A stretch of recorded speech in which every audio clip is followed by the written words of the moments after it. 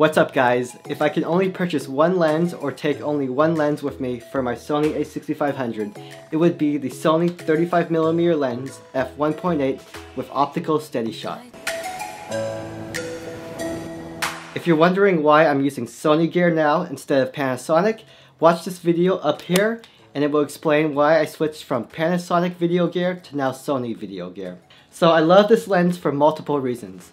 First of all, it's really small, compact, and lightweight. It weighs next to nothing, and imagine holding a small little tangerine. That's what it feels like. So this fits the mirrorless lifestyle perfectly, compared to this heavier DSLR lens that is about 2 or 3 times its size, and it also weighs maybe 3 or 4 times as much as this lens. This lens provides a nice shallow depth of field at f1.8. I really like having my subject sharp and in focus, and behind them having a nice creamy blurry background. It's so visually pleasing and it screams professionalism.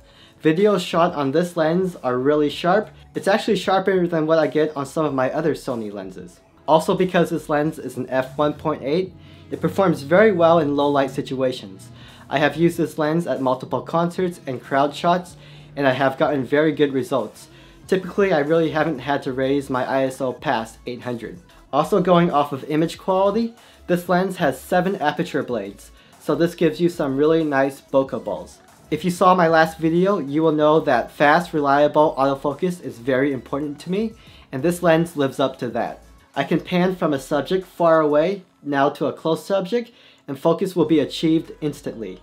Also, using this lens on a gimbal, tracking a subject with a shallow depth of field works really well. Now for a cherry on top, this lens has image stabilization.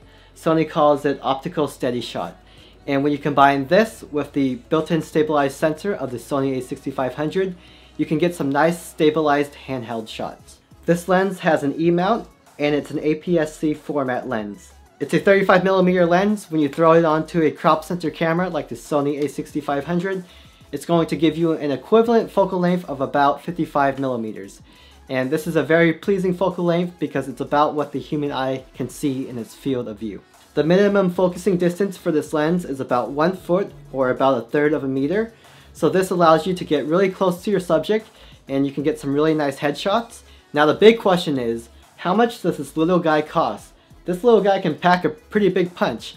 And I'm happy to say that it's under $400. It's about $398.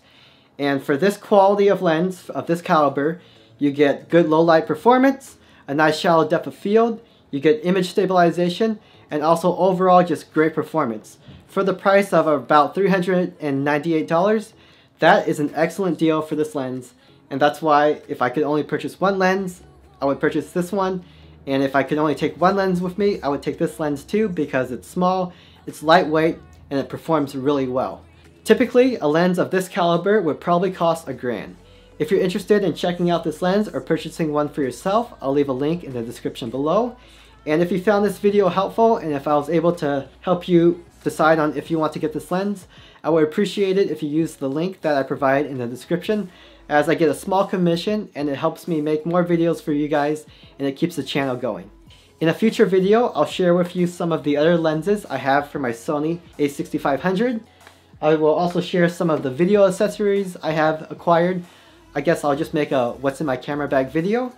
But that wraps up this video. If you enjoyed this video and found it helpful, I would appreciate it if you gave it a thumbs up. If you're not subscribed yet, click on that red subscribe button right down below to be notified when I post my next video. I post videos on Wednesdays and Sundays. And that wraps up this video. I'll see you guys next time.